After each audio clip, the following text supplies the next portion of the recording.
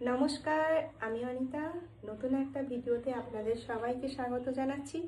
আজকে রান্না করতে চলেছি বাঙালির একটা নিরামিষ রান্না, মুগ ডাল দিয়ে লাউ। রান্নাটা করব, আপনারা সঙ্গে থাকবেন, সঙ্গে থেকে আমাকে একটু সাপোর্ট করবেন।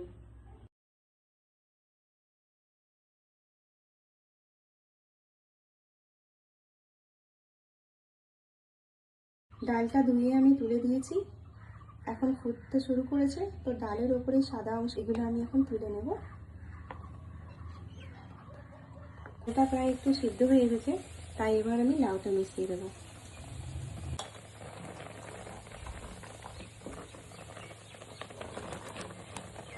সামান্য একটু হলদি পাউডার দিয়ে দেবো।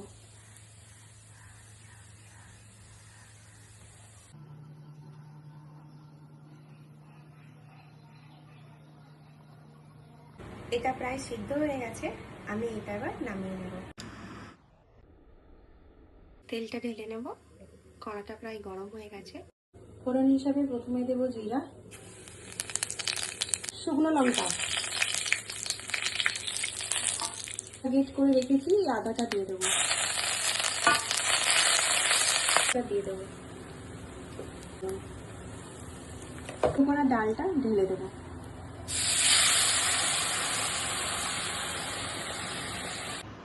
নোভার শুদ্ধ ঘি 1 চামচ দিয়ে দেবো। ঘি